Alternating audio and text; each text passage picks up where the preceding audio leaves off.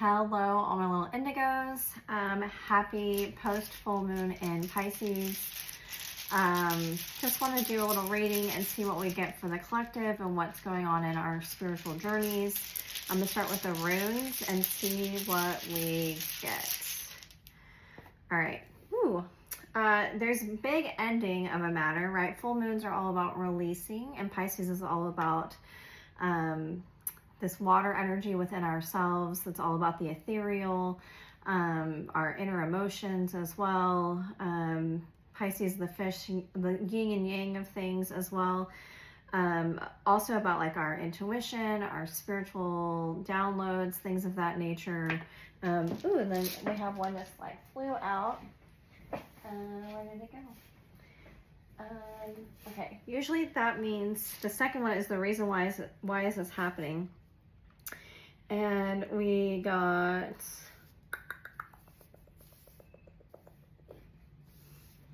sometimes I don't know why I can't see it on the sheet.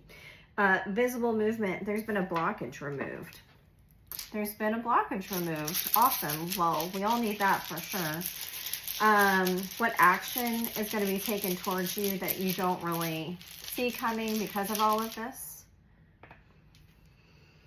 Period of absolute stillness.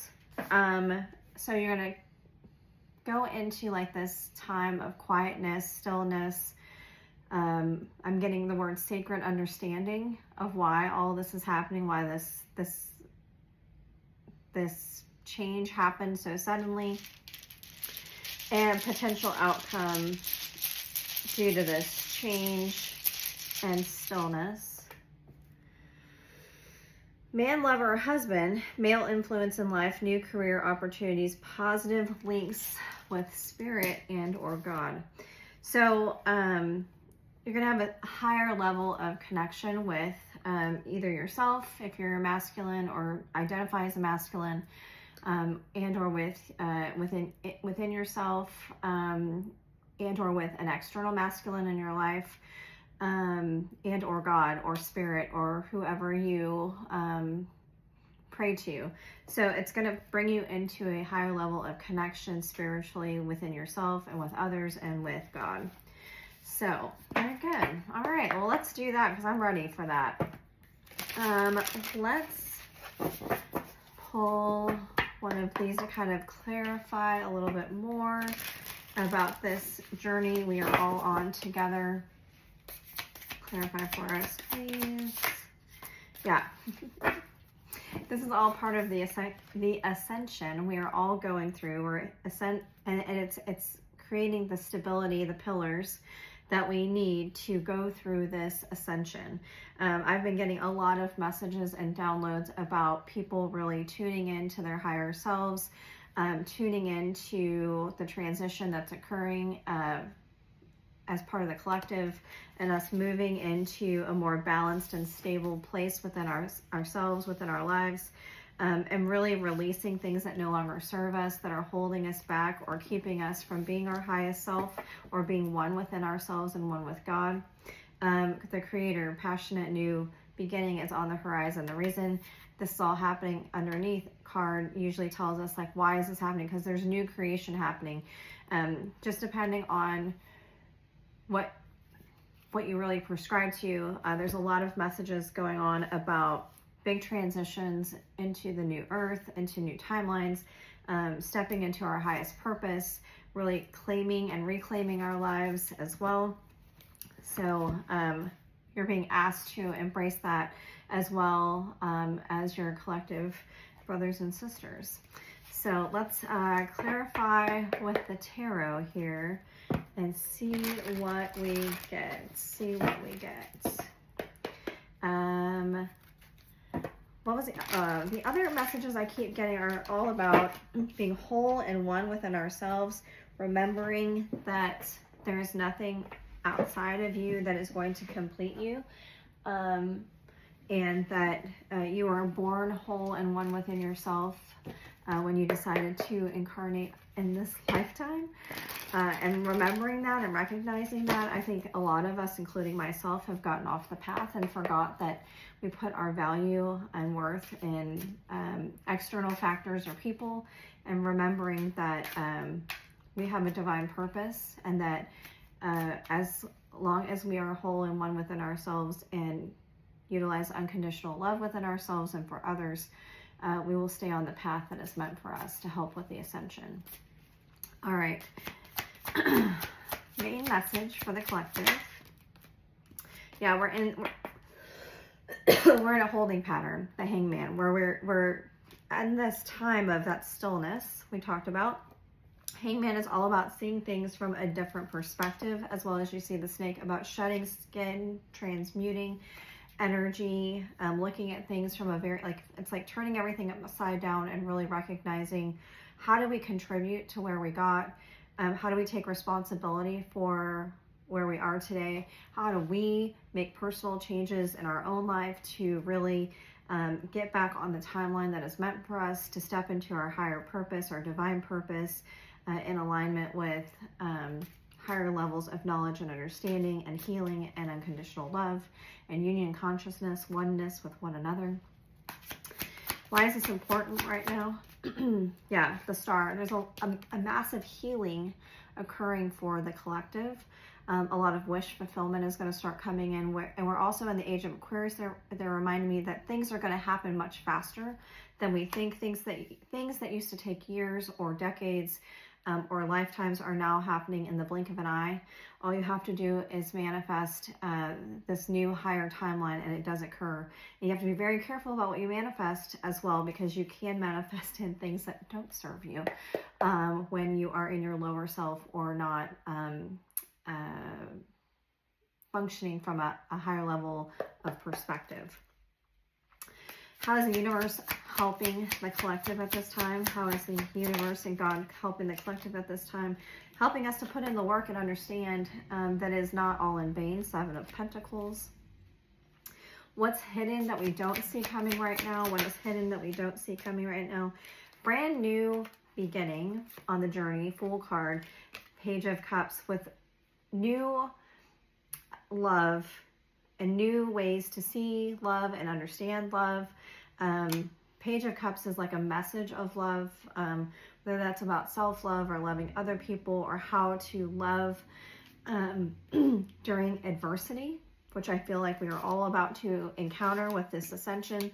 There are a lot of predictions that major things are about to occur. I don't know if you've been paying attention to some of the earth shifts, the volcanoes, the earthquakes, the tsunamis, just the climate change, things of that nature. Also, you know, exploring entities outside of the universe and what that is going to look like. So being aware and prepared that new information is coming in, but not all of it is here to frighten us or to dismantle us. It's about a new beginning, a new journey based in love. What action will be taken towards you in the 3D that is very apparent? Yep. Temperance, balancing of the light and dark, forgiveness, seeing a lot of reconciliation, renewal energy as well. What's your advice at this time regarding all of this? Advice for the collective? Thank you. Yeah, releasing anything that no longer serves us. 8 of Cups. Like, in order to go on this fool's journey, which is like starting from the beginning, starting a new timeline, starting a new path, you have to release anything that was holding you back. So if that's toxic thought patterns, toxic actions, negative self-talk, addictions, connections that are no longer serving you, jobs, homes, things of that nature that are holding you back, it's time to recognize what those things are that are emotionally stunting you or holding you back, and letting those go. If we do this, what's the potential outcome for the collective at this time? Potential outcome, thank you. Yeah, an opportunity to work together for the higher good for the collective. 3 of Pentacles is all about working together. Also, I'm seeing like the wise men about bringing gifts that we share collectively with one another to help people on the ascension journey. Bottom of the deck, Knight of Pentacles, Page of Swords, 7 of Wands. So this is all about what we've been manifesting is finally coming in. New information is coming in, and it's very important that we hold our ground and stand firm in our beliefs, in our oneness and our wholeness, and release anything that is toxic or no longer serving us, that makes us feel abandoned and or heartbroken, because there's fresh, new, passionate energy coming in that's going to lead us in a very different direction than the one that we've been on at this time. Okay, with that being said, I'm being called to read this Ascension card. Let me find the book real quick. Where did I put it? I just had it. Oh, it's underneath the deck. Ascension, let's see. Ascension number 90, ether 90 might be, or 9s. 999 portal is tomorrow. It's all about big completions, moving out of a 9-year cycle. So Ascension. This card is a testament to all of the work you have done. It is a nod from the universe that your efforts are seen and are being rewarded. Things are moving forward, and you will continue to progress and reach a higher state of consciousness as well as earthly success. This card can also be encouraging you to deepen your spiritual practices and work towards alignment with the highest code of your being. Life is all about moving and reaching our true potential. You are well on your way. Keep going.